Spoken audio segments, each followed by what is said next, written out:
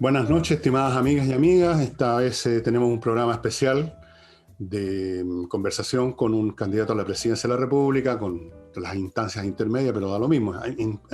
Finalmente es candidato a la presidencia de la República, don Ignacio Briones, un hombre de Evópolis, de lo que se llama de la derecha, que ha concitado el interés de muchos sectores de ese territorio político por sus cualidades personales, su moderación, su visión, su sentido común. Y vamos a conversar con él hoy día.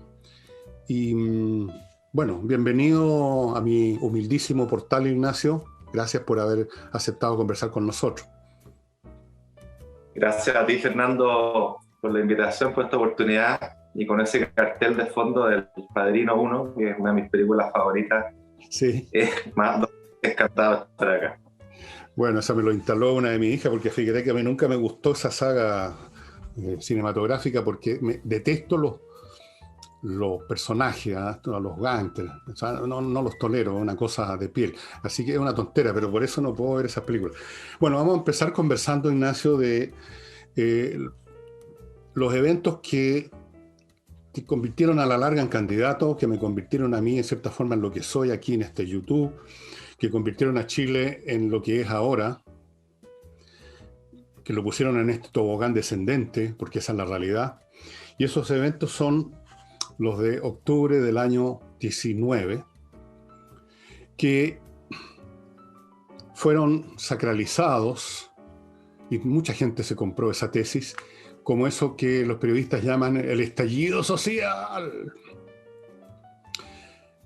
Yo escribí un libro que se llama Insurrección, donde con los hechos que había en ese momento, con los hechos que recibí después, con la información que recibí, con lo que me dice el sentido común, determiné que eso nunca fue un estallido social en el sentido que tiene la palabra de un proceso más o menos espontáneo que abarca gente que no está organizada, sino que simplemente sale, por así decirlo, a la calle a manifestar su rabia. Eso nunca ocurre, y mucho menos como ocurrió en octubre.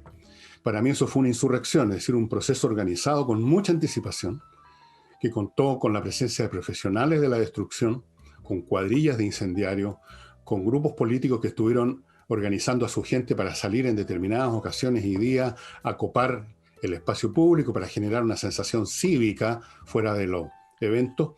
Y eso para mí es una insurrección, como es, por lo demás, la manera clásica como empiezan los procesos revolucionarios, que yo hace tiempo dije que se había iniciado en Chile, en el plano ideológico, que es la primera fase. Luego viene la insurrección y luego viene la toma de la institucionalidad, en lo cual está ahora la izquierda. Yo que te quiero preguntar en primer lugar, Ignacio, si tú te compraste la tesis del estallido social, es decir, de que la idea de que había muchas doñas Juanitas que estaban disconformes y justo ese mismo día, a la misma hora, salieron provistas de acelerantes a quemarlo todo. Mira, yo creo que lo primero que uno tiene... A mí me tocó llegar como ministro del evento. Yo asumí el 28 de octubre, precisamente en medio de todo esto. Y la primera distinción bien obvia que hay que hacer, ¿no? Pero no por obvia, que no sea necesario hacerla, es que uno tiene que separar lo que son las protestas y las demandas sociales de la violencia. Yo creo que esa cuestión muchos la confundieron. Yo recuerdo cuando llegué al gabinete, y esto no le gustó nada a Mario Desbordes, yo no lo conocía, que teníamos los comités políticos.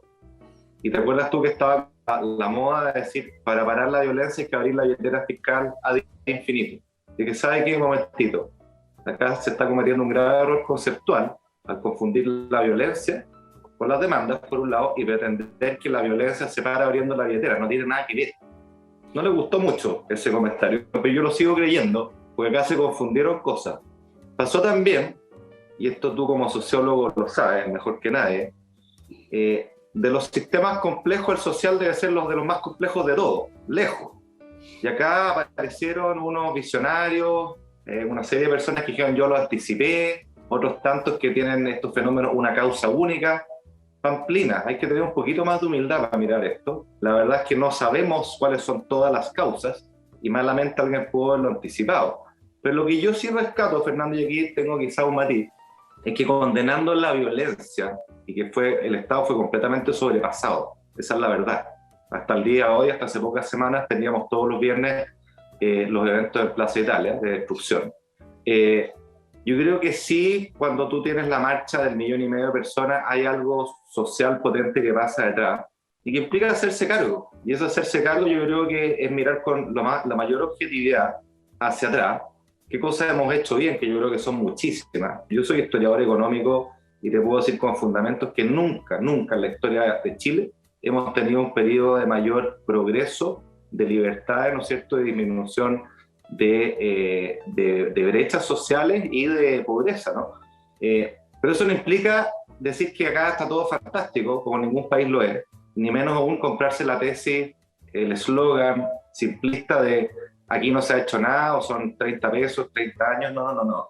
Creo que acá hay que mirar con objetividad lo bueno que tenemos, reforzarlo, lo malo cambiarlo y hacer las cosas que no hemos hecho, pero separo claramente ambos elementos y termino con una cuestión, que es parte de la locura y de la falta de reflexión, me parece a mí, que ha habido en todo esto, donde muchos se compran eslogan a fardo cerrado.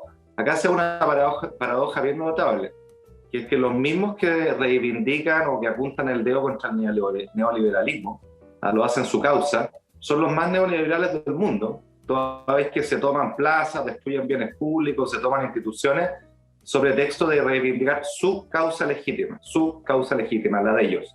Nada más individualista y egoísta que eso, y lamentablemente este es un proceso que partió hace hartos años y que lo hemos tolerado a vista y paciencia desde las tomas del Instituto Nacional, desde las tomas de la Facultad de Derecho, desde los cortes de carretera, o sea, aquí cada cual con su causa se siente con libertad de conculcar el derecho a otro, y eso pasa a vista y paciencia a todos. Yo creo que también lo que hemos vivido en materia de violencia es parte de ese fenómeno. Bueno, yo creo, Ignacio, que esa separación que tú haces, que se ha hecho también bastante entre violencia y demandas sociales, me parece un poco artificiosa, porque la cuestión es cómo se inician las cosas. Las cosas no se inician solas, siempre hay alguien que organiza, que aprieta el gatillo, que lleva los primeros grupos, que inicia la destrucción, y luego puede ser, por supuesto, que se sume gente en un momento dado, ese 1,5 millones que se convirtió en un mito ya, el 1,5 millones, a lo mejor era 1 millón, era harta gente, sin duda que hay personas que se sumaron a eso, pero se sumaron a algo que ya había partido, algo que se había organizado durante semanas. A mí me consta, por ejemplo, que el Partido Comunista estuvo meses preparando lo que podríamos llamar la parte, entre comillas, social del evento, llamando y organizando a su gente, a sus simpatizantes, a los familiares de todos ellos y a todos los que pudieron agarrar para que empezaran a hacer lo que hicieron después, ir a las plazas, ir a la Plaza Baquedano, juntarse tales días. Tenían un organigrama que después no se materializó mucho por la pandemia. Pero fíjate que dejando eso de lado, porque podemos seguir discutiendo sobre cómo se organizó, cómo partió. Oye, pero solo paréntesis nomás, que a mí no me parece tan artificiosa, porque está constatar que incluso en los meses que había transcurrido el 2019, los grupos que seguían con actos violentistas no era la población normal, eran grupos bien identificables, bien distintos y más minoritarios. Entonces yo hago esa separación, y lo otro, yo, para ser honesto, nunca he comprado por una cosa de que me cuesta concebirlo nomás, las teorías conspirativas, o sea, como que hay alguien capaz de organizar todo esto de manera sistemática. Eso ocurre, las cosas no ocurren solas. En ningún orden, no se trata, no se trata de teorías conspirativas medias paranoicas, porque el tema de teoría conspirativa ya viene cargado con como algo imposible, como algo artificioso que inventaron algunos paranoicos. Las cosas las inicia siempre alguien, una persona, un grupo organizado. Si tú quieres llamarlo teoría conspirativa, da lo mismo. Pero las cosas no parten solas. Realmente nunca parten solas. Si tú estudias la revolución bolchevique, por ejemplo, la revolución bolchevique la inician los bolcheviques, que tenían como cerebro motor a Lenin, que tomaron determinadas medidas, que hicieron determinadas cosas. Lenin se comunicó con los alemanes que estaban en guerra en Europa para que lo llevaran a Rusia. Las cosas no parten por su cuenta. Eso, cuando parten por su cuenta, eso no es una insurrección, eso es un motín, es una algarada, es un grupo de una barra brava que sale a quemar un auto. Aquí fue algo muy organizado en todo orden de cosas, en el plano cibernético, en el plano callejero, y en el plano político, comunicacional, en todos los planos. Después se sumaron a toda esta cosa organizada, se sumó gente, desde luego que sí se sumó gente, yo sé eso, es evidente, pero las cosas partió.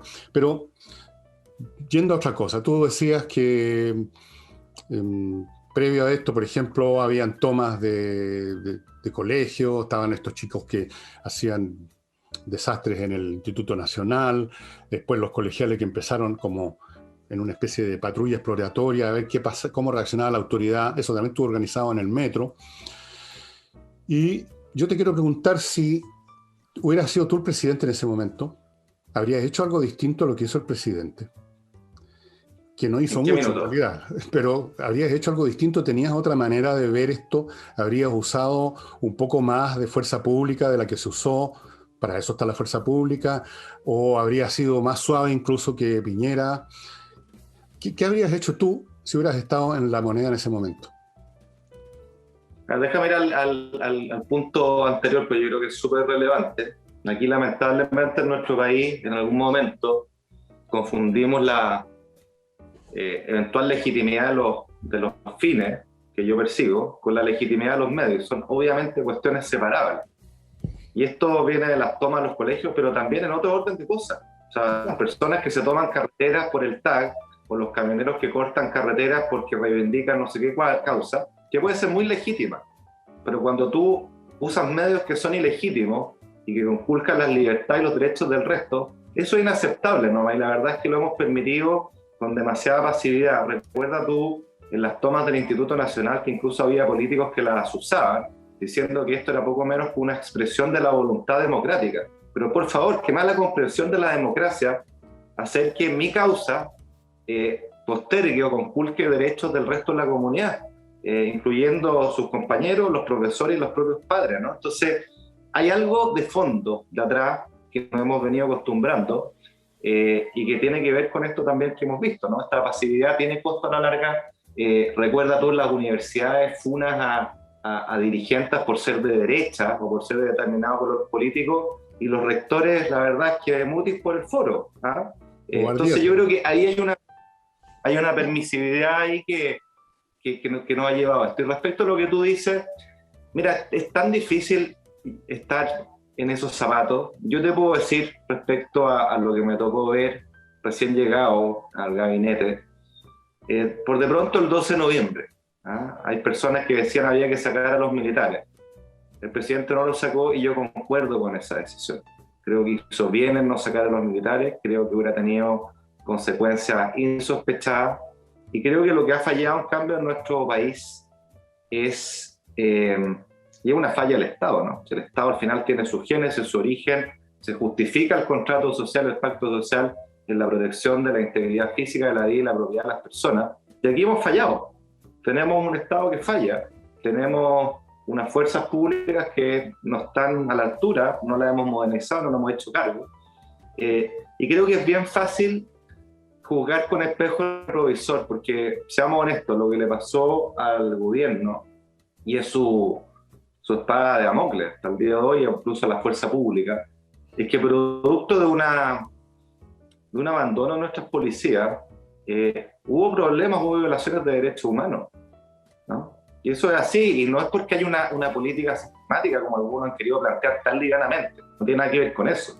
Es porque lo hecho, el ente estatal, que tiene el monopolio de la fuerza, se usó mal en algunas ocasiones, y hubo dañados, y hubo personas que se vieron afectados, y eso genera un efecto espiral en el cual las policías tienen temor a actuar, ¿cierto? Tienen temor a las sanciones, a que haya un castigo, represalias, desvinculaciones, en fin, y entra en una espiral que solo retroalimenta además la incapacidad que tenemos para enfrentar este tipo de fenómenos. Piensa lo que pasa en la Araucanía, y esto no es de este gobierno, bueno, esto viene de varios gobiernos. Esto demuestra que institucionalmente tú tienes una falencia, y una falencia del Estado. Y creo que la pregunta no es quién es el más choro si hubiera hecho algo distinto, la pregunta es cómo tú arreglas institucionalmente las instituciones democráticas propias de un Estado de Derecho para que cumplan con su labor básica, que es proteger a la ciudadanía, su integridad, su propiedad y su vida.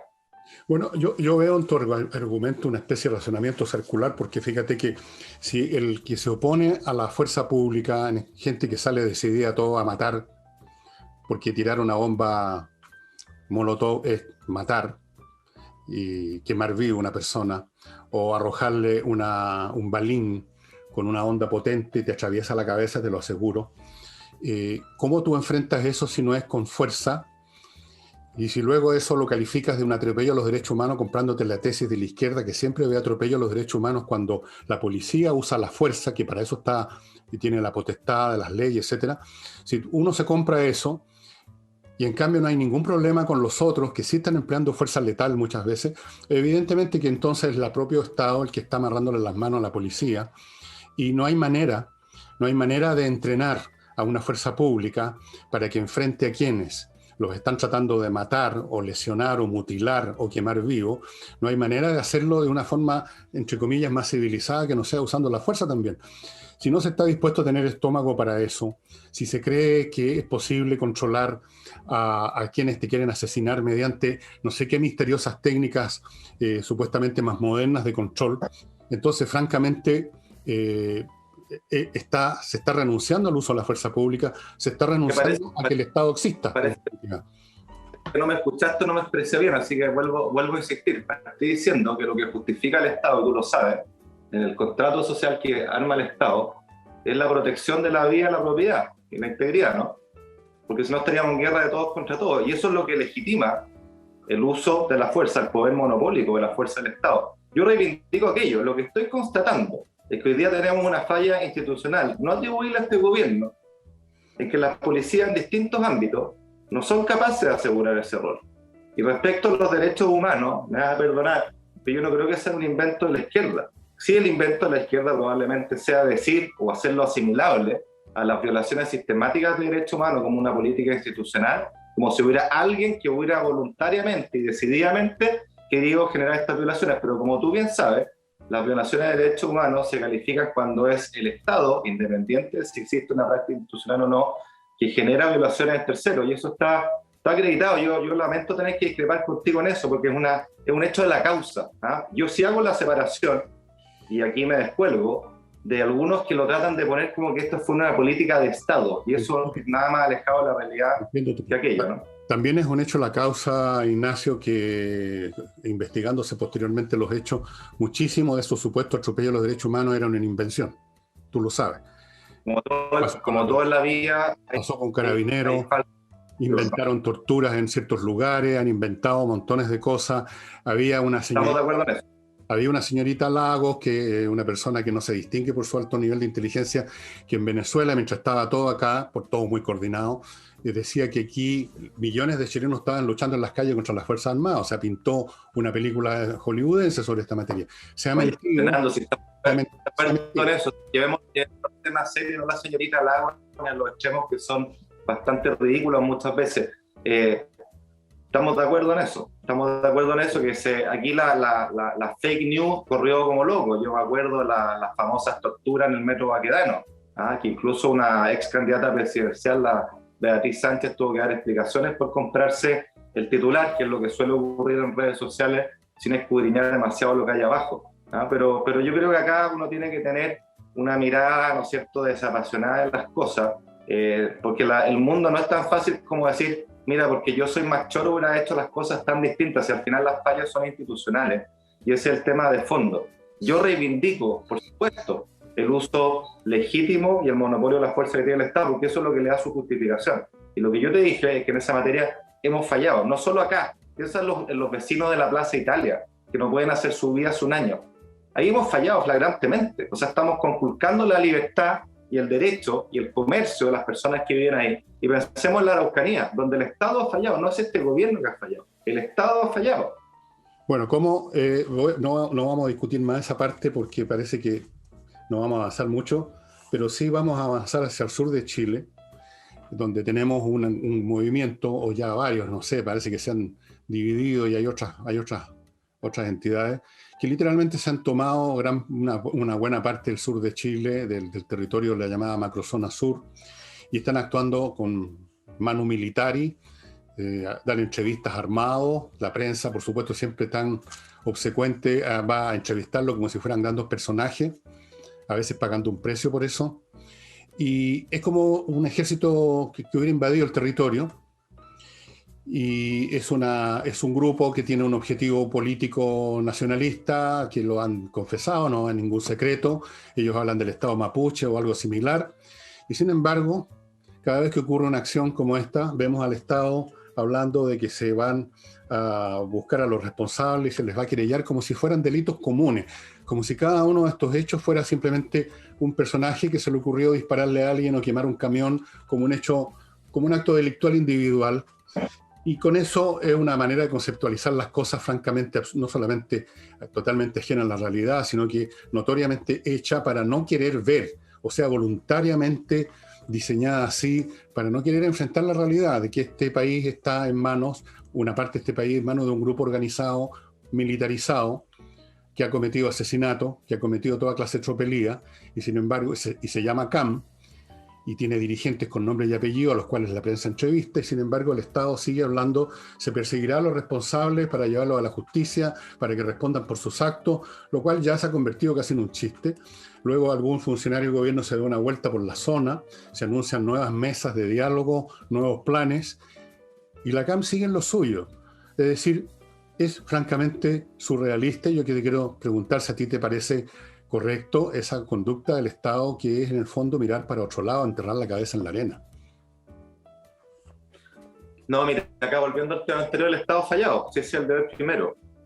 Y la verdad es que yo he estado en la zona y cuando tú conversas con las personas, hay mucha angustia, mucha incertidumbre, no solo por su día a día, sino que también como por la falta de sentido futuro, porque al final esto afecta la visión de futuro y la posibilidad de desarrollo de una región que además tiene, en la Araucanía particularmente, tiene uno de los mayores índices de pobreza. Entonces, hay un tema bien de fondo acá en el que el Estado primero hay que partir por reconocer el Estado falló, sí, es obvio, lo que estoy diciendo es súper obvio. Y yo creo que esta discusión tiene al menos tres patas, tres bolsillos, tres elementos para no sobresimplificarla. Tiene, por supuesto, el elemento de asegurar el Estado de Derecho y el imperio de la ley, donde nuevamente hay que decir y reconocer que las policías y los medios que estamos ocupando han fallado. Y cuando uno reconoce eso, dice, a ver, ¿en qué hemos fallado? Yo acá no seré el mayor experto, digamos, pero un poco la información que uno recaba y estudiando. En primer lugar, en el siglo XXI, que es de los datos, de inteligencia de datos.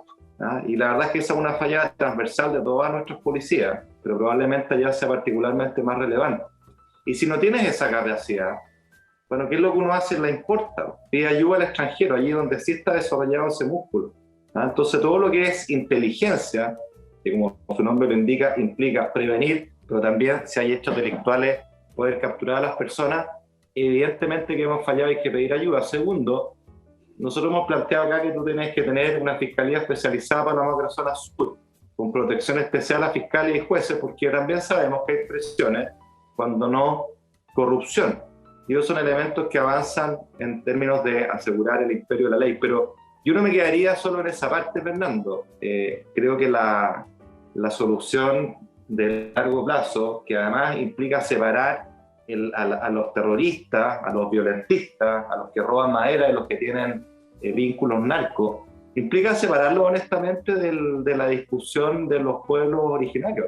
Dentro de los pueblos originarios, como tú sabes, hay distintas facciones, hay distintos grupos, y los grupos más relevantes, que son los tradicionales, son pacíficos y quieren un diálogo, pero sí es cierto también que hay grupos que son más anarquistas, anticapitalistas, que tienen otro tipo de reivindicaciones que además son violentos. Entonces yo creo que es importante separar la discusión, porque si no, no avanzamos. Y creo que en ese camino, que es un camino, una discusión política, requiere un acuerdo nacional, pero el problema es que los acuerdos gozan de cero credibilidad, porque hemos tenido demasiado. Por lo tanto, yo creo que un tercer bolsillo, que yo lo he planteado, es que tú tienes que dar una potente, una especie de plan marcha a la Araucanía, con altos recursos, no para entregar tierra, no para entregar bonos, sino para generar una señal creíble que tú tienes un plan de desarrollo en emprendimiento, en materia cultural, en materia de servicios básicos y acceso a educación, salud, de forma tal de que sea creíble esta puerta, diálogo, que además, digámoslo con toda claridad, no se saca de la noche a la mañana, va a requerir hartos años.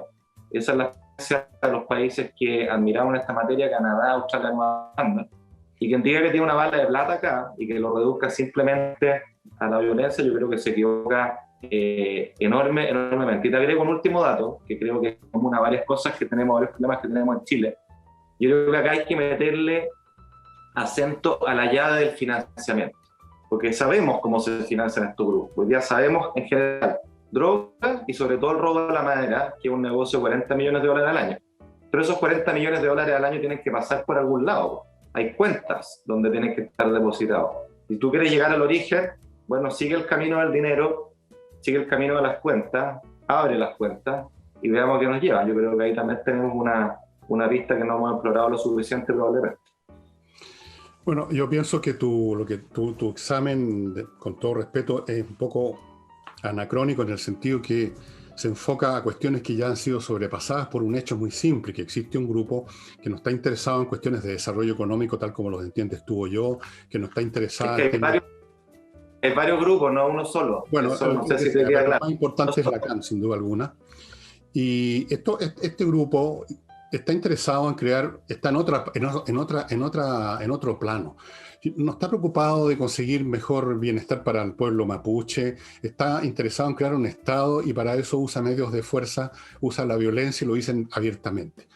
Entonces, las cosas están en otro capítulo ya. El capítulo económico, social, el plan Marshall y la cacha de la espada, de eso ya se hablaba hace 15, 20 años atrás, quizás con otras palabras, pero era más o menos eso. De ahí vino la idea de repartir tierras, precisamente. Yo creo que no tenía nada que ver con eso. Un plan económico no es repartir tierra, lo aclaré. Así se hablaba en esa época. No creo que sea tan anacrónico si uno mira países que más admiran esta materia. Yo creo que espero convenir contigo que Nueva Zelanda va a ser un país bien admirable, el cual uno como país tiene que mirar. Al menos yo siempre lo he puesto como ejemplo, no solo en libertad económica, no solo en protección social, no solo en un Estado moderno, sino que también el cómo trataron su tema con los pueblos originarios. Sí, yo creo que cuando uno sobresimplifica la discusión, como parece que lo está haciendo, ahí sí que nos damos vuelta. Ignacio, en Nueva Zelanda no tiene nada que ver con lo que ha pasado en Chile. No hubo allá una CAM, no hubo un grupo que dijera queremos apoderarnos de un pedazo de Nueva Zelanda y constituir un Estado nuevo. Es una situación totalmente distinta y se ha confundido siempre, eso sí que es simplista, diciendo pero cómo en tales o cuales partes han logrado y siempre sacan a relucir Nueva Zelanda. La verdad es que Nueva Zelanda no tiene nada que ver con lo que ha pasado en Chile. Acá tenemos un grupo que pretende formar un Estado, tener un territorio propio y está usando fuerza letal, y ha matado gente. Esto ya no es un tema meramente de desarrollo económico. Entonces uno ve aquí una debilidad enorme del Estado, no una falla del Estado. Y lamentablemente esta explicación de la inteligencia a mí me parece poco creíble, porque a pesar de lo malo que puedan haber sido los sistemas de inteligencia, tú sabes perfectamente que hay otras instituciones que sí tienen una inteligencia más efectiva y tienen perfectamente cachado, por así decirlo, y todo el mundo sabe quiénes son los dirigentes, dónde están, dónde se mueven. Esto no es la Amazonia. Tú aquí no puedes formar una especie de, como la FARC, un lugar, digamos, misterioso y oculto. Pero como tú sabes, la inteligencia tiene valor no solo para detectarlas, sino que para generar las pruebas que permitan encerrarlas. Bueno, pero la cosa ya pasó el nivel de llevar cargo de pruebas a un juez que probablemente además va a estar muerto susto y va a querer salir arrancando. Como hemos visto en los tribunales, jueces son vergonzosamente cobardes y entregan las cosas a gusto del consumidor. En este caso los consumidores son la CAM. Pero ¿sabes lo que pasa, Fernando? Que es bien importante este punto. Cuando uno se queda solo en la denuncia y tú le puedes poner todos los adjetivos que tú le estás poniendo y son súper efectistas, yo te pregunto a ti si eso soluciona el problema. O sea, aquí lo que nos importa es solucionar el problema. Y como yo te dije, para solucionar el problema, primero el Estado tiene que hacer su pega en asegurar el imperio de la ley y el Estado de Derecho. Y ahí, haciendo lo mismo, no vamos a tener resultados distintos. Punto uno. Segundo, vuelvo a insistir, uno no puede confundir esa violencia con la reivindicación del pueblo mapuche, porque cuando tú haces doble clic, ¿no es cierto? Y me imagino que tú lo has hecho, sabrás que hay distintos grupos. Y yo fui claro en decir, hay una facción que es anarquista, anticapitalista, que tiene otras motivaciones, que obviamente uno tiene que atacar y abordar, pero el grueso del pueblo mapuche quiere una solución pacífica y un pueblo emprendedor que quiere futuro. Y eso no es regalar. Entonces, ¿por qué el Estado no hace la distinción que tú estás pidiendo Y con respecto a estos grupos violentos, usan los medios que tienen que usarse, pues. Porque aquí no se trata de tres o cuatro niñitos, digamos, que son un poco más violentos que los demás. Se trata de una organización militar que ha causado enorme daño, ha causado muertes y está arruinando toda una región. Independientemente de todas esas reivindicaciones de los pueblos originarios y todo ese discurso tan ya clásico del pueblo originario. ¿Quién sabe quiénes son los pueblos originarios realmente? Los mapuches no vinieron de Chile, tú sabes, no eran originarios tampoco. Fuera de eso, ¿qué haces tú con aquellos que ya se pusieron en el plano militar? Que ya ellos mismos se pusieron en esto. ¿Qué haces con ellos? ¿Los llevas a los tribunales? ¿Los llevas a los tribunales? ¿Vas a buscar a alguien para llevarlo a un tribunal? Oye, yo no sé, mira, a ver, yo voy a repetirlo por tercera vez. Yo creo que parte de reconocer que el Estado ha fallado en el uso legítimo de la fuerza, de su inteligencia, y los resultados están a la vista. Y cuando uno reconoce un problema, así de claro y de simple, lo que uno dice es, no tengo las capacidades. Yo creo que nos faltan las capacidades. Entonces las pido que él las tiene. Yo creo que no hay voluntad. Las pido que él las tiene. Capacidades. Yo creo que las pido que él las tiene. Ignacio, las capacidades existen. Yo tengo contacto y te puedo decir que las capacidades existen. Lo que ha faltado en este gobierno, lo que ha faltado a lo largo de años en realidad, en eso es cierto, por supuesto, no es que falta inteligencia o que falta esto, que no están suficientemente preparados. Lo principal que falta es la voluntad, sabiendo que cuando tú enfrentas a un grupo que ya se militarizó y que ya está cometiendo asesinatos, que ya está ejerciendo violencia, tú vas a tener que reprimirlo con violencia. Y eso, eso es lo que aterra a la clase política, usar la violencia. No sea que los acusen de atropelar los derechos humanos. Entonces los otros pueden hacer lo que quieran. Yo no puedo estar más de acuerdo contigo que acá la voluntad es clave, es condición necesaria. No hay voluntad. Pero también creo que hoy día faltan las capacidades, porque acá no se trata solo de tener identificadas a las personas. Si tú no generas un marco probatorio, precisamente en un Estado de Derecho, no sacas nada. Acuérdate la persecución de Al Capone en Estados Unidos, que todos sabían que él era, ¿no es cierto? Pero al final lo condenaron ¿por qué? Por evasión tributaria. ¿Ah? Sí, entonces acá hay que... Ya que sacas Al Capone, no simplemente pensar en que como en las películas del Fatway yo tengo identificado el malo y voy y lo mato, porque el Estado de Derecho no funciona así. Y como no funciona así, perdona, Ignacio, de la atribución. Pero supongamos que este país fuera invadido por una fuerza extranjera, por un país extranjero para recuperar territorios que consideran propios. ¿Tú estarías buscando pruebas para llevarlos a un tribunal o tú los enfrentas? Porque aquí no se trata de llevar pruebas a la CAM, pues. Ellos se pusieron en una situación de guerra contra el Estado chileno, lo han dicho muchas veces. Nosotros estamos en guerra contra el Estado chileno, queremos que se vayan, nosotros vamos a ejercer violencia y la han ejercido. Tú, ante una situación como esa, tú no vas, digamos, con un papel de un tribunal, pues. Tú vas a enfrentarlo. No necesariamente decir voy a ir a matarlo, no, eso es una caricatura. Voy a detenerlo. Oye, creo que ahí tenemos una diferencia bien de fondo, porque si te leo bien, tu solución es tratarlo esto como si fuera una guerra. Es una guerra, pero es una guerra, Ignacio. Fue planteado. Es una guerra. ¿Me puedes dejar terminar? ¿Me puedes dejar terminar? Llevemos tanques y ocupemos la justicia militar y no la justicia civil. Yo creo en las armas del Estado de Derecho. Creo en el imperio de la ley. Soy respetuoso de eso. Parece que acá tenemos una diferencia y va a ser una diferencia insalvable. Yo no creo que esto se resuelva como en una guerra y poniendo minas y campos minados. No. Yo creo que uno tiene que hacerlo en el marco del Estado de Derecho.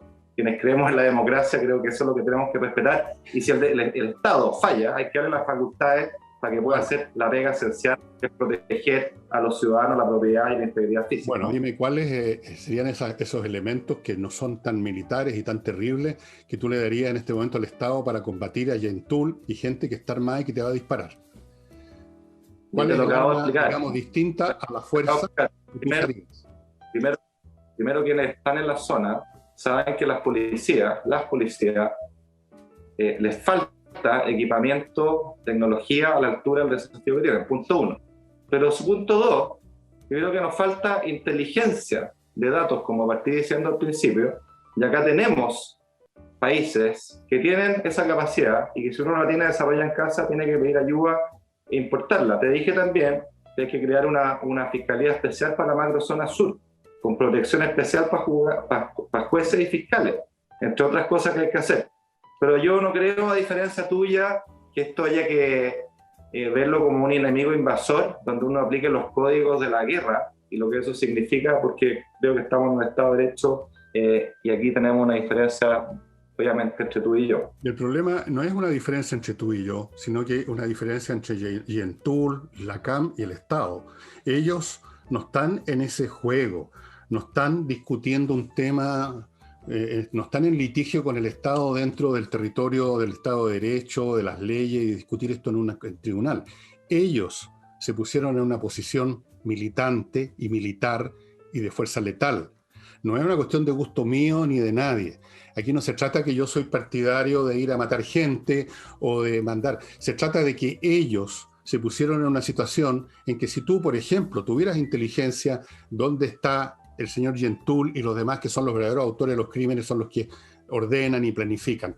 Y tú los mandas a buscar, pasa lo que pasó con esa unidad de investigaciones, que supuestamente iban a hacer una investigación conforme a la ley y los recibieron a balazo y un funcionario murió. En otras palabras, tú no puedes ejercer ese tipo de acciones, por así decirlo, de Estado de Derecho, porque te enfrentas a un grupo que está fuera del Estado de Derecho por su propia voluntad y dispara y mata. Entonces... No, porque es que eso ilustra exactamente el punto mío. Cuando es operativo de 800 personas, vaya lo más básico, porque te falta inteligencia. Bueno, pero suponte que hubieran tenido la inteligencia que tú dices que les faltó y hubieran seguido adelante. Habría habido más baleos todavía, porque esa es la postura en que están ellos.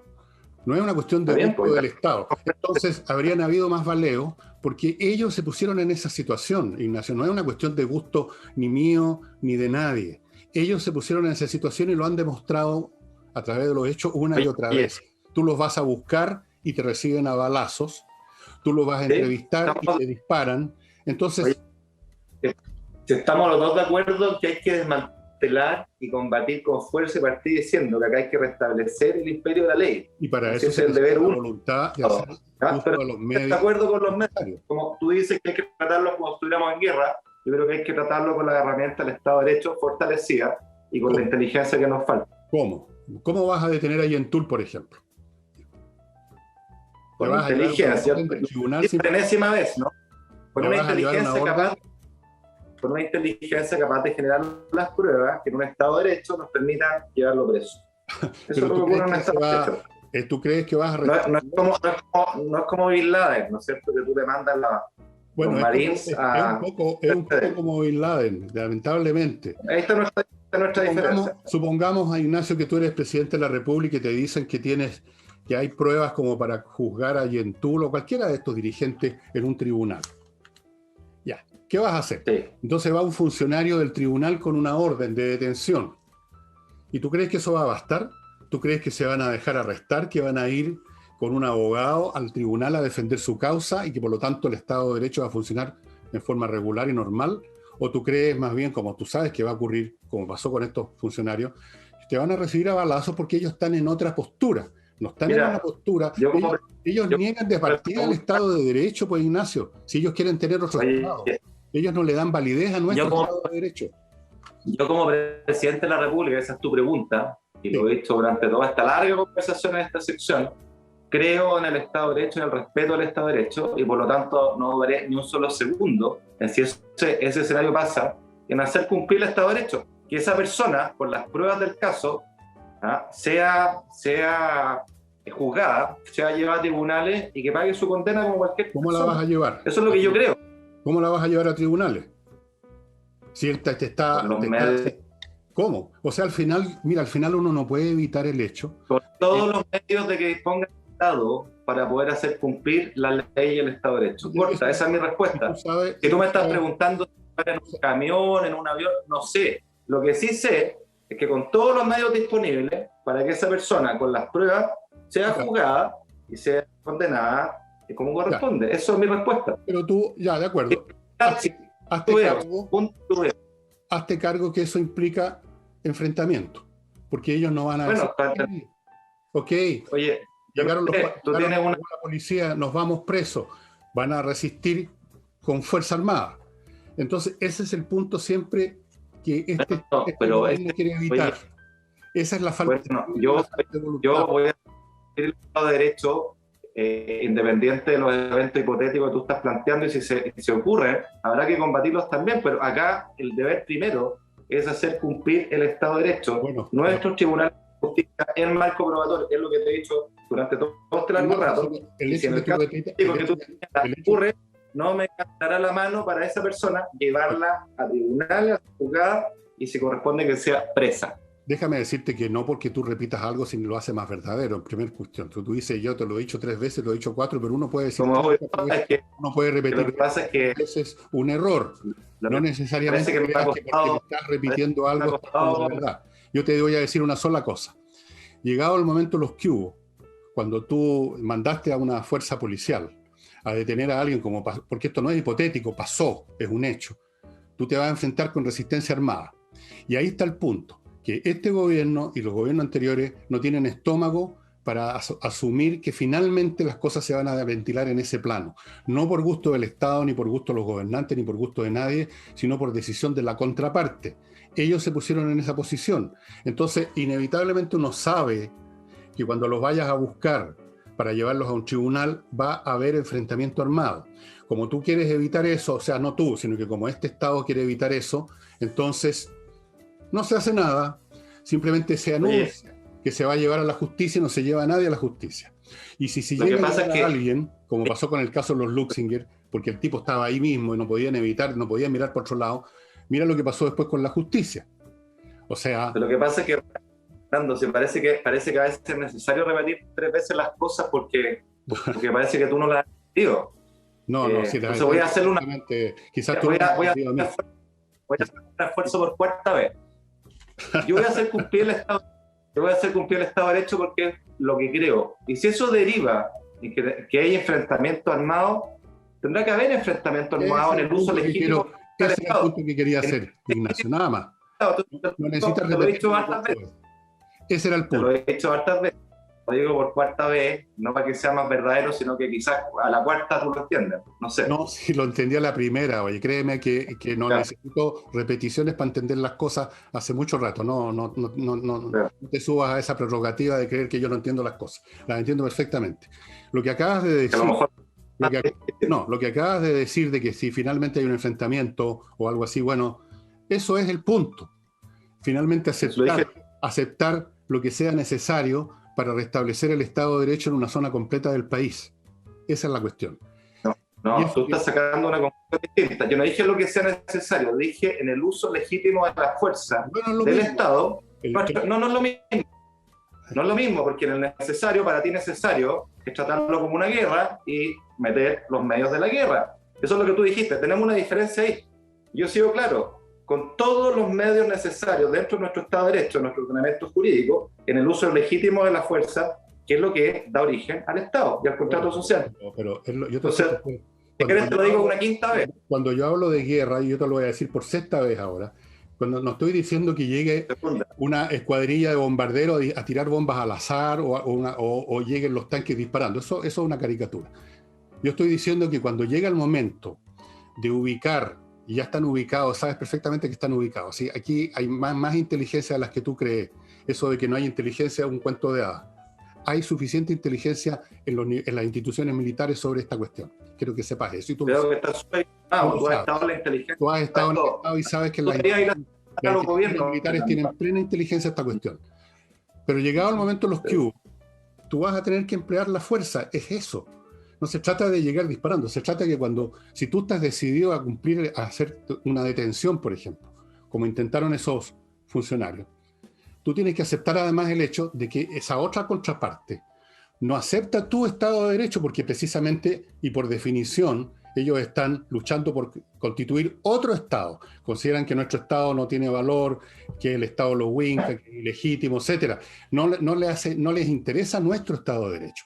Entonces tú tienes que tener claro y tienes que tener la decisión de que cuando llega el momento en los que hubo, puede haber y va a haber probablemente una situación, llámala de guerra, de enfrentamiento, como sea, fuerza legítima, pero va a haber. No va a ser como ir a detener a doña Juanita. Y esa determinación falta. Esa determinación, esa voluntad de que precisamente si es necesario llegar hasta el final, Eso es lo que falta. ¿Por qué? Porque está Oye, el tema de los... línea para la suma, tal cual, esto lo dije una pura vez nomás, así que lo voy a decir una segunda, no 5. Estoy de acuerdo contigo que la determinación de la decisión es clave, incluso es condición necesaria.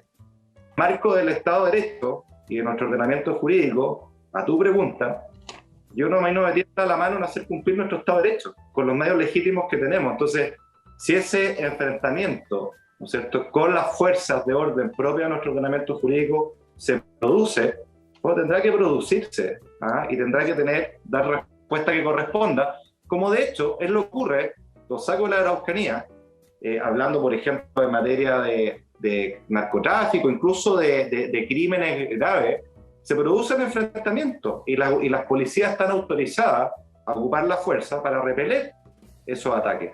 Y eso es lo que yo he dicho todo el rato. La diferencia, me parece, es que tú hablaste de tratarlo como una guerra, ahora ni siquiera nada, pero, bueno, pero si la decisión si lo ves así, de mi lado está si firme. lo ves así, estamos entonces de acuerdo en el fondo. Si la cuestión, aquí hay una diferencia semántica. No, ¿Tú crees que yo estoy hablando de guerra en el sentido clásico de las películas? No es eso. Estoy diciendo... No es nada semántica. No es nada semántica, porque los medios importan. Bueno, hablamos un buen rato de nada. Yo voy a tener que repetir. Yo también voy a tener que repetir. Los medios. Aquí no cualquier medio es legítimo. Es un Estado de Derecho. El medio legítimo es aquel que da nuestro ordenamiento jurídico. Tú planteas tratarlo como una guerra. Yo estoy de desacuerdo con eso. Tenemos una diferencia sobre los medios. Yo lo planteo como una guerra en el sentido... Yo lo voy a tener que repetir yo también por 7 veces esta vez. Yo lo planteo como una guerra no en el sentido de película, sino que en el sentido de que tú tienes que estar dispuesto que para hacer cumplir ese Estado de Derecho con gente que está dispuesta a su vez a resistirse con armas de fuego, tú vas a tener que usar armas de fuego. Y eso genera en un momento un enfrentamiento, como tú llamas, y eso, llámalo guerra, llámalo enfrentamiento, llámalo uso legítimo de la fuerza, pero es un enfrentamiento. Y eso, y hasta eso se le ha hecho el quite. Hasta eso se le ha hecho el quite en muchas ocasiones. Y hacen el quite incluso los jueces, cuando tratan las cosas de una manera, tratando de sacarse el pillo de encima de la manera más amistosa posible con los inculpados. Entonces, quiero pasar ahora a otra materia porque efectivamente acá tenemos ciertos problemas de...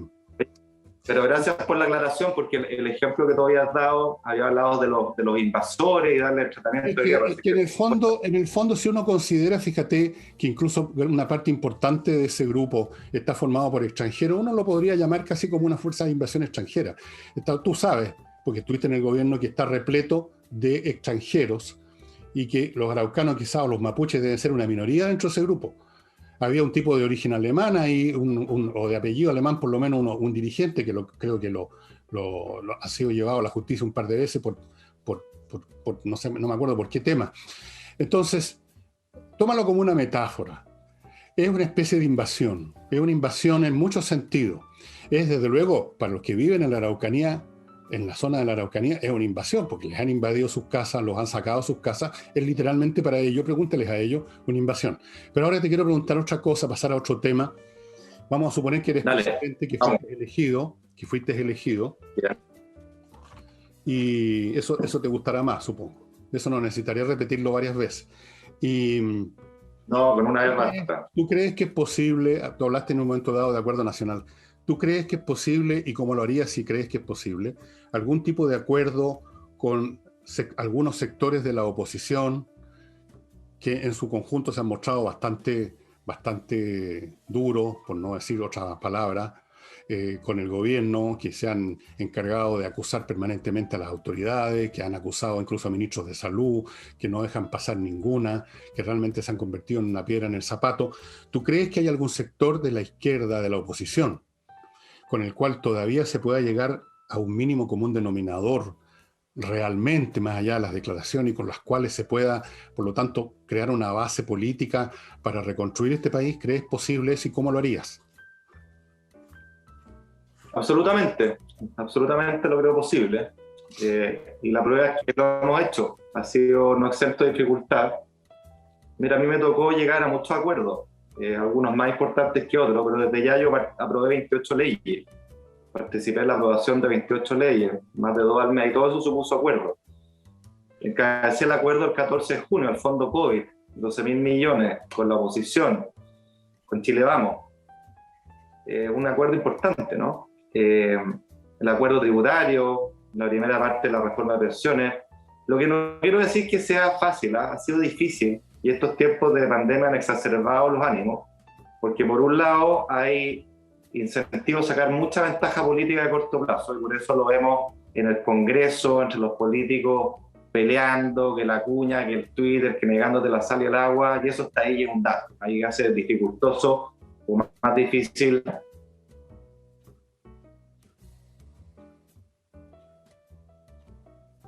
Parece que Tienen un profundo sentido republicano, y uno puede tener sus legítimas diferencias, y a veces incluso de fondo, pero que tienen ese interés público, ese interés republicano atrás. Estoy pensando en personas como el senador Lagos Beck, estoy pensando en personas como la senadora Goich. Creo que hay un mundo, el senador Pizarro, que jugó un rol muy importante, me tocó relacionarme con él en la Comisión de Hacienda. Hay un mundo que, teniendo diferencias y siendo muchas veces duro, entiende que este país se construye con acuerdos. Yo estoy seguro, estoy convencido, lo creo, porque miro la historia, nuestra propia historia, y miro los desafíos que tenemos para adelante, que son no pocos, que nadie se la puede solo en esta cuestión. Entonces, el que diga que se la sabe todo y simplemente que alguien puede apretar un botón y las cosas pasan, yo creo que están vendiendo humo. Eso no es así. Acá requiere mayoría, requiere acuerdo, y creo que hay un sector moderado de la centro-izquierda con el cual uno puede trabajar. Agrego a esta lista de personas como Felipe Arboe, que ya no está en el Senado, pero es representativo de ese mundo. Es necesario el camino de los acuerdos. Y agrego un punto mucho más de fondo, Fernando, que yo creo que aquí está el quid del asunto, y no depende solo del presidente, pero créeme que yo voy a impulsar esto. El principal problema que tenemos en Chile hoy día, ¿cuál es? El menos sexy de todo, pero es que tenemos un régimen de gobierno que no conversa con el sistema electoral.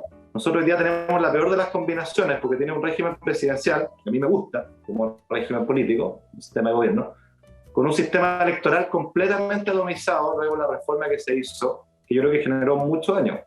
Porque lo que pasa es que hoy día tienes gobiernos que no pueden gobernar, no pueden desplegar sus programas de gobierno. Ese es el problema uno. Por lo tanto, la ciudadanía te pasa la cuenta, dice: usted me ofreció esto y no fue capaz de llegar a la mitad. Es que, mire, no tenía la mayoría, ¿y a mí qué?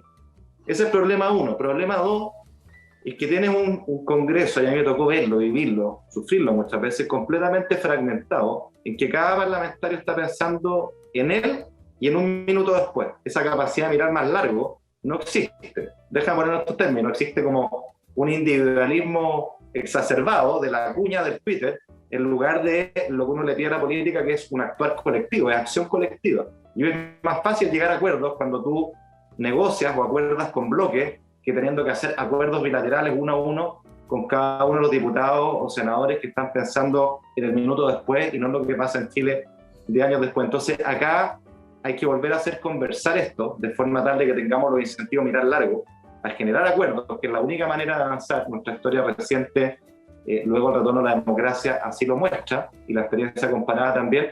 Y ahí tenemos un problema, porque mira, un sistema presidencial con un sistema mayoritario como Estados Unidos funciona. Un parlamentario con un mayoritario, Inglaterra, funciona. Un parlamentarismo con un proporcional funciona.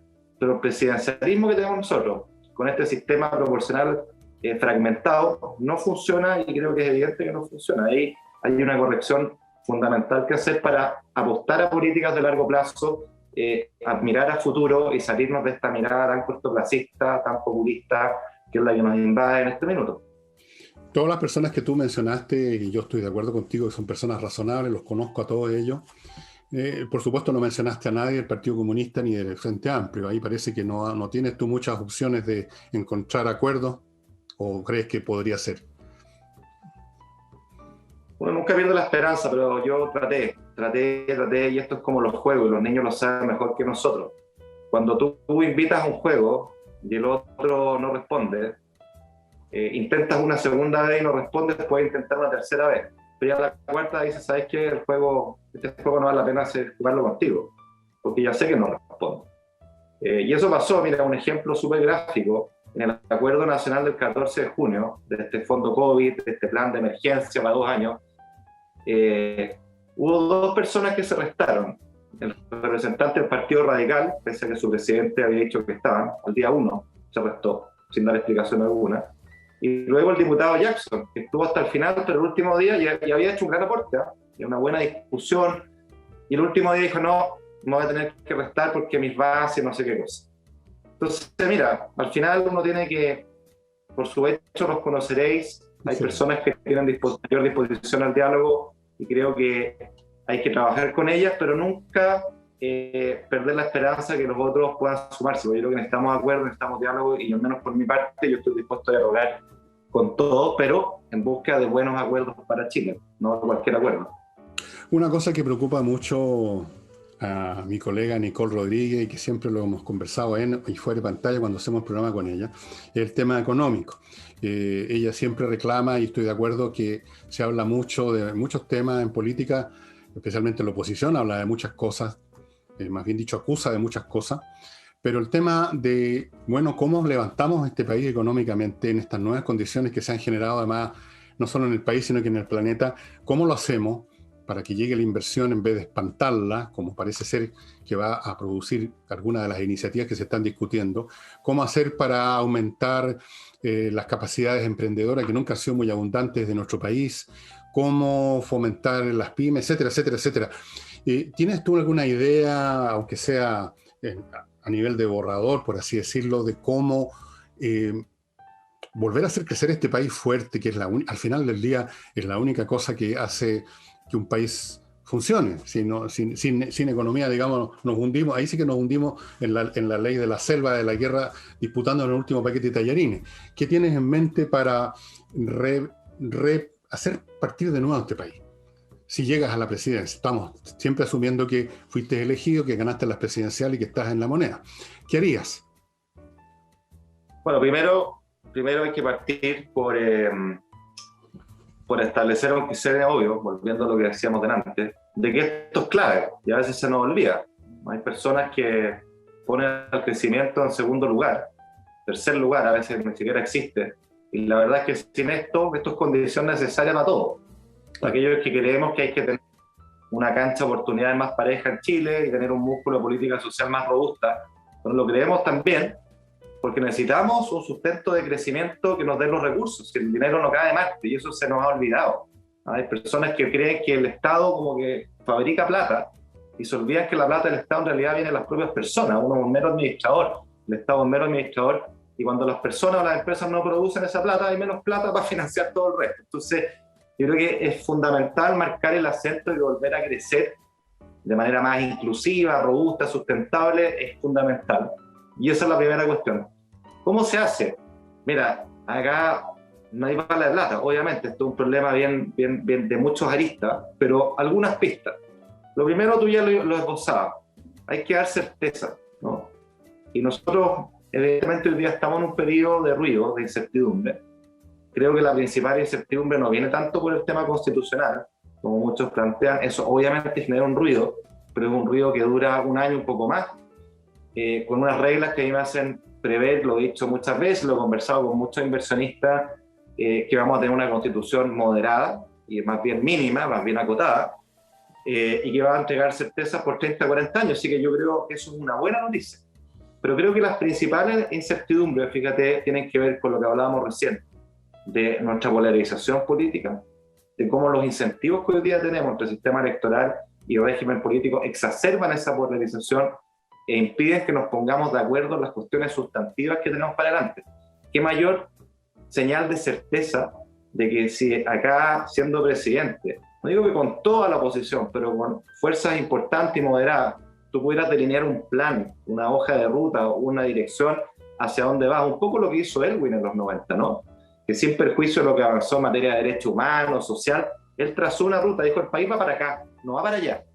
Si pudiéramos hacer eso, eso ya es una hoja de ruta de certeza enorme. Y en línea con lo anterior, Fernando, creo que es fundamental, y este es uno de los ruidos principales que existen hoy día, es temperar las expectativas. Creo que parte del desorden político y social que tenemos hoy día tiene que ver con un desacople de expectativas, volviendo a la pregunta de los eventos de octubre, con la cual partimos hablando, en la cual, ¿cómo uno explica que un país que objetivamente ha progresado en muchos aspectos, como nunca en su historia, no solo materiales, sino que también en términos de libertades civiles, cómo uno explica ese hecho objetivo con el descontento de muchas personas.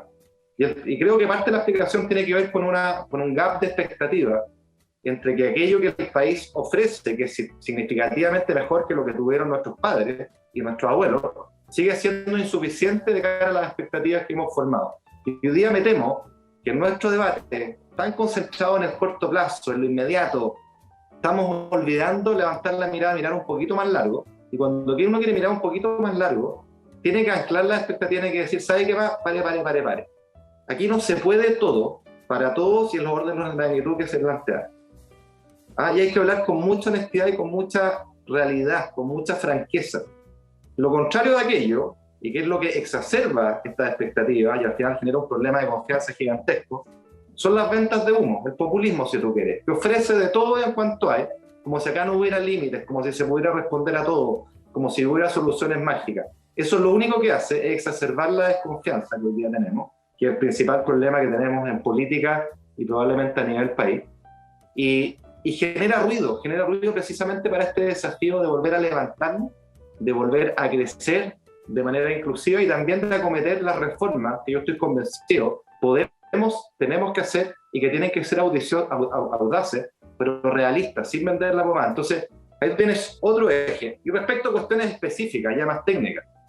Mira, para mí una de las cruzadas, hay dos cruzadas muy claves en mi programa, y las dos tienen que ver con el crecimiento. Una es reformar el Estado, modernizar el Estado, cambiémosle esa palabra si tú quieres, porque ya está trillada y nadie le quiere, nadie le cree. Pero tenemos un nivel de burocracia, pensemos en las pymes, una empresa que quiere partir, claro, abrir la empresa en un día es re fácil, pero operarla te puede demorar meses, quizás más de un año, por la permisología innavegable que tenemos hoy día. Y eso tiene que ver con un Estado que en muchos aspectos hoy día falla groseramente, que es del siglo XX, que es rígido, que es jerárquico, y necesitamos un Estado ágil para el siglo XXI al servicio de los ciudadanos y donde gastemos mejor la plata. Y se puede, yo lo hice siendo ministro de Hacienda. Nosotros tuvimos una agenda de mejor gasto, le informamos por vez primera a los contribuyentes, probablemente a ti te llegó en abril del año pasado, agradeciéndote por tu pago de impuestos, cuánto habías pagado y en qué se gastó. Y ahorramos $2.000 millones el año 2020, que los metimos en este presupuesto, no nos dejamos una caja fuerte, los destinamos a subsidiar el empleo. Entonces, se puede. Esa es una base que es fundamental y que tiene que ver con el crecimiento. Y la otra, que es una mirada distinta a un problema que también venimos discutiendo hace tiempo, pero que nadie le cree tanto discutir, que es la descentralización. Mira, yo como liberal creo en la desconcentración del poder económico y político. Y el político se llama descentralizar. Y eso tiene un doble sentido. Primero, son los territorios, son las regiones quienes están más cerca de sus problemas, que son diversos entre lo largo de todo el país, y le pueden dar mejor solución, pero además, a nivel de desarrollo local, son ellos que saben mejor que el Estado central, que el burócrata del Estado central, cómo desarrollarse mejor, dónde están sus ventajas comparativas regionales. Pensemos simplemente un ejemplo tan visual, tan gráfico como el turismo. Ahí tienes palanca de desarrollo, tienes emprendimiento a lo largo de todo Chile, y se une entonces con la pregunta que tú me hacías. Claro, bueno, eso de la modernización del Estado efectivamente es algo que yo la vengo escuchando desde antes que tú nacieras, que eres mucho más joven que yo, y nunca se ha logrado realmente porque el Estado no es una entidad abstracta o un edificio, un objeto inerte que uno le demuele un piso, le agrega otro, sino que es un montón de gente que tiene intereses. La gente que trabaja en el Estado son 500.000 de personas, más o menos, creo, sumando a los militares. 1 millón. 1 millón. Imagínate, 1 millón. Súmale a eso los familiares. O sea, la mitad del país o un tercio del país está interesado en que las cosas sigan como están, porque reformar el Estado significa, en muchos momentos, cerrar instituciones que no funcionan, cerrar organismos que duplican o triplican funciones, y eso, en democracia, donde esas personas tienen derecho a voto, es imposible. De hecho, la única vez que se reformó el Estado fue en el gobierno militar, cuando ellos llegaron simplemente a cerrar. Yo me acuerdo haber recorrido el edificio de Odeplan, que estaba en el centro de Santiago, en el edificio España, y era un espectáculo casi de película de horror ver pisos y pisos a oscuras, oficinas vacías. Ellos podían hacer lo que se les daba la gana porque tenían la fuerza y lo hicieron. Pero en democracia, esos mismos funcionarios que tú tienes que sacar son votantes. En todo orden de cosas te enfrentas con intereses creados. La descentralización también es otro proyecto que he escuchado mucho y es muy difícil. Yo no digo que sea imposible, pero es muy difícil porque ahí te tropiezas con el egoísmo personal o corporativo o regional que hace muy difícil. Y por eso que en general estarás de acuerdo conmigo, en esto estaremos de acuerdo, que las llamadas reformas del Estado más bien han consistido en crear un organismo paralelo a lo que ya existía para sustituir su funcionamiento, y así se han ido agregando como capas geológicas arriba de un personal, de una institucionalidad, se han ido agregando otras capas y otras capas, y el Estado ha ido creciendo, y esos organismos, esos bypass tampoco han sido eficientes, entonces se crea un tercer bypass, y en eso no hemos pasado toda la vida. Me acuerdo que yo empecé a escuchar esto en la época, tú no lo vas a creer, yo empecé a escuchar esto al principio del gobierno de Jorge Alessandro Rodríguez, cuando tú no habías nacido, la reforma al Estado. Y la reforma al Estado siempre consistió en agregar nuevos órganos para hacer la reforma, y luego otro órgano para hacer la reforma del órgano que iba a hacer la reforma. Es casi chistoso. Oye, no, tú tienes toda la razón acá. Y acá volvemos a una palabra que usamos delante, que se requiere decisión y coraje. Porque efectivamente esto implica casarse con grupos de interés, yo lo vi adentro, entonces se llama la ANEF, digámoslo con todas sus letras, y esos grupos de interés, yo no quiero, y voy a ser cuidadoso, los grupos de interés y los intereses son legítimos. Lo que a mí me parece inaceptable es que esos grupos de interés capturen y bloqueen los cambios evidentes que necesitamos. Yo te voy a dar dos ejemplos. Entonces no son legítimos. Pandemia. ¿Cuán distinta hubiera sido la reacción del Estado si hubiéramos tenido una ley de teletrabajo implementada? Pues bien, durante años la ANEF ha bloqueado y se ha opuesto, a través de su influencia en el Congreso, a que tengamos teletrabajo. Me tocó impulsar teletrabajo cuando recién llegué como ministro en 2019, votado en contra masivamente por el Congreso, impulsado por la ANEF, ¿ya? Un ejemplo súper pragmático. Pero también hay cosas que se pueden. Nosotros este año, por primera vez, evaluamos uno a uno los 687 programas sociales y no sociales. No sacaron la cresta porque dijeron, oye, acá van a echar gente. Yo dije, oye, el Estado no tiene que ser visto como una agencia de empleo. Me volvieron a sacar la cresta. Pues la pura verdad, o sea, acá tú tienes que velar porque la plata se gaste y se gaste bien. Nosotros tenemos más de 300 programas que tienen un presupuesto de $3 millones o menos. Tú te imaginarás que esos $3 millones o menos quedan básicamente en los gastos administrativos y no llegan a las personas. Entonces, esa cuestión uno tiene que decirla con convicción, con claridad, con fuerza, porque tienen que cambiar. Y déjame darte un dato adicional. Y esta es una cuestión muy impresionante. En la discusión del presupuesto, cuando tú negocias las partidas, tú tienes un gran titular, que es, por ejemplo, pensiones, ¿ah? Y hay un número que, no sé, el Estado dice, el Ejecutivo dice yo 100, y la oposición te dice, no, yo quiero 2000, una brecha gigante. Tú decís, diablos, ¿cómo voy a llegar a acuerdo acá? Bueno, la base de acuerdo viene para abajo, en un colgajo de 50 programitas, chicos, todos, que esa es la moneda de cambio. Y eso te revela que hay captura. Y eso no puede seguir pasando. Si eso es inaceptable, la gente tiene que saber, ¿ya? Porque es plata de ellos, es plata de ellos. Sí. Oye, y se da la paradoja, por último. La ley de base de administración del Estado viene de Pinochet, es una de las últimas cosas que hizo la dictadura. ¿Y quiénes son sus principales defensores? Mira qué curiosidad, qué paradoja. La misma ANEF. Claro. ¿Ah? La ANEF tiene esa estructura que es súper militar, es súper jerárquica, es súper rígida, y lo que nosotros hoy día necesitamos es un Estado flexible, enfocado en el ciudadano que converse con el siglo XXI. Se puede. Los neozelandeses, volviendo a ese país que yo admiro, lo hicieron en los 80, y hoy día tenemos los estados más modernos del mundo. Pero esto requiere cruzarse con los grupos de interés, requiere coraje y decisión, y si tenéis que comprarte una huelga de un mes o de 2 meses, habrá que comprársela. Pero no podemos seguir tironeados y bloqueados por estos grupos. Bueno, eso va a ser muy difícil, porque como te digo, te enfrentas a millones de personas que tienen derecho a voto. En democracia es muy difícil.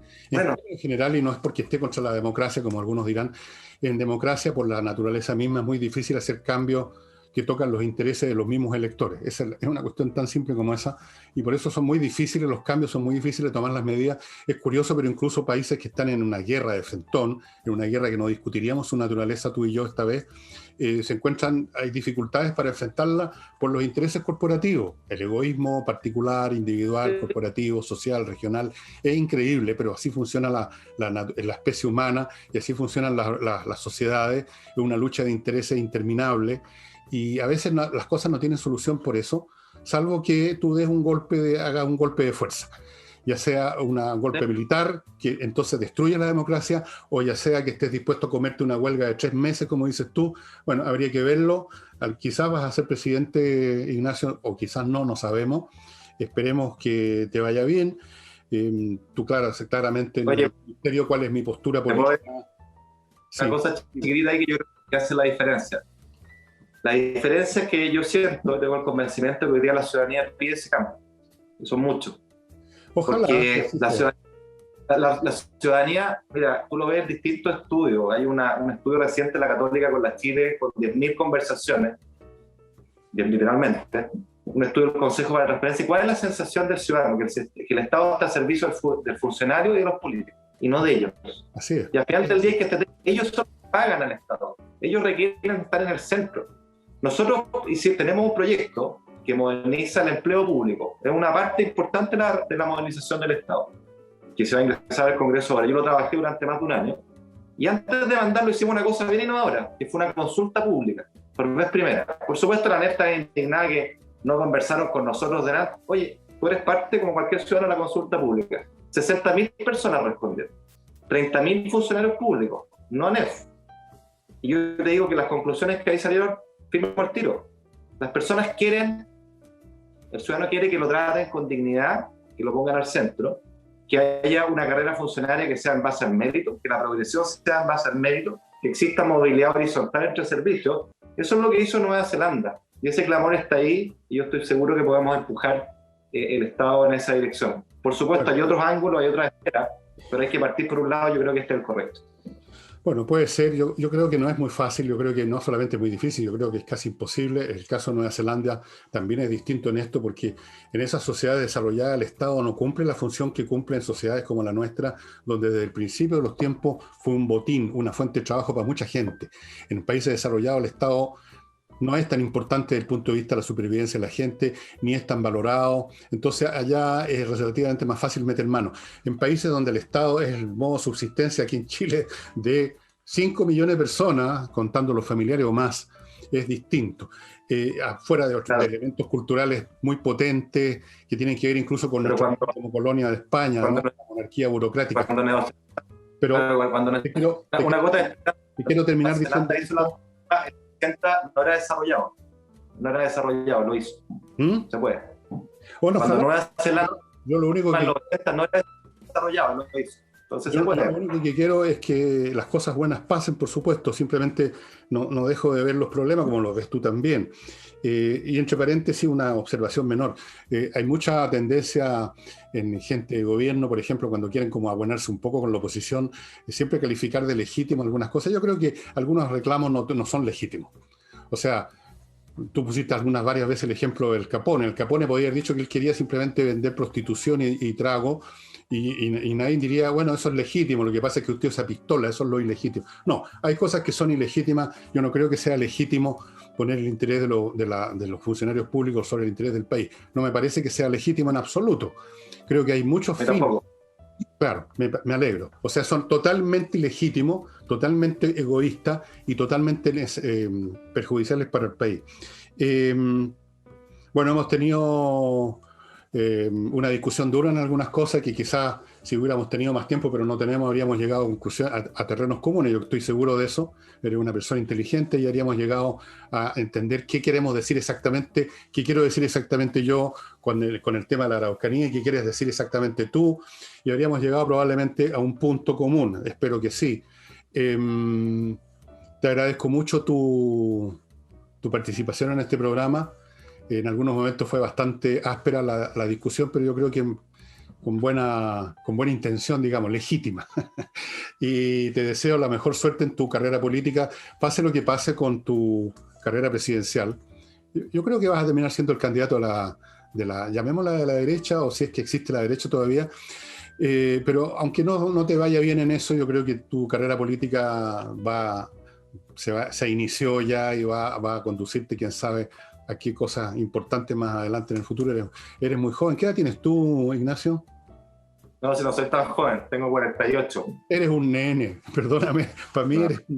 yo podría ser tu abuelo casi. Bueno, espero que te vaya bien, espero que le vaya bien al país, espero que se pueda hacer la reforma al Estado, espero que se pueda resolver el tema de la Araucanía con de la manera que tú crees. Yo creo que no se va a poder de esa manera, pero en fin, podríamos discutirlo el otro día. Y te lo agradezco mucho. Y será, espero, para otra ocasión, en una de esas, si sales elegido presidente, me darás unos minutitos en mi humildísimo portal para recordar esta conversación que tuvo momentos tan ásperos, ¿no? No, Y a veces medios confusos. no, nada. Oye, de todas maneras, muchas gracias a ti. Yo no sé por qué la gente le tiene miedo a las perezas. Cuando es con argumentos, es lo que hicimos. ¿Por qué todo tiene que ser así como miel sobre hojuelas? Si eso no es un debate. Entonces yo te agradezco que hayamos tenido esas diferencias bien profundas, pero las argumentamos, y estaré encantado de estar en tu programa cada vez que me convides a tener una conversa más larga de este y otros temas, así que gracias a ti, Fernando. Bueno, y ahora le digo a los señores que estén viendo este programa domingo en la noche, que esto no es necesariamente una nueva bloque de mi portal, esto es un programa especial, no sé lo que irá a ocurrir en el futuro, y quiero dejar en claro además que yo invito a que se me da la gana, no soy como esos canales de televisión que se invitan a un candidato del lado de acá, entonces al otro día empiezan a llamar todos que tienen que invitar al del lado de allá. No, yo invito a quien se me da la real gana y yo veré a quién invito, y hay algunos que no los voy a invitar nunca. Punto. No tengo nada que conversar con ellos, ni ellos conmigo. Somos adversarios, por no decir enemigos políticos totales, y ahí en ese caso no hay terreno común simplemente. Pero contigo sí, te agradezco tu presencia, gracias a las personas que están viendo este programa por quedarse hasta más tarde, este domingo en la noche, y será hasta otra oportunidad entonces con Ignacio Briones, que en una de esas va a ser el próximo presidente de Chile. Yo creo que tiene buenas probabilidades por lo que yo mismo estaba aquí cacareando de que hace rato que se está produciendo en Chile un desplazamiento de placas tectónicas desde la izquierda hacia la derecha, por mucho que eventos como los de octubre y otros parezcan que no. Yo creo que se está dando no solo en Chile, sino que en todas partes del mundo. Creo que lo que hemos vivido en Chile y lo que se está viviendo en el mundo es una especie de espasmo final de una sensibilidad que no tiene ningún futuro, como lo ha demostrado la historia una y otra vez por lo demás. Es una cuestión de hecho, estamos de acuerdo en eso, supongo, Ignacio. Hay visiones de la política, de la economía que simplemente no funcionan. Y ese es el peor defecto de todo. Cuando algo no funciona, no hay nada que hacer simplemente. ¿No es verdad? ¿Sí? Así es, y así por lo mismo se requiere en esta etapa de liderazgo carácter y convicción, Fernando. Y valentía. Porque si uno está, si estás flaneando, si eres un flan que va moviéndose como se mueve el viento. Yo creo que hemos visto demasiados flanes últimamente y esperamos ver un poquito más de estómago, un poquito más de voluntad, un poquito más de coraje, porque hay cosas que requieren eso. Finalmente, al final de todo se requiere tener valor para enfrentar las cosas. Sin eso, todo se desmorona. Muchas gracias y será hasta otra oportunidad entonces. Chao. Adiós, Fernando, gracias. Chao.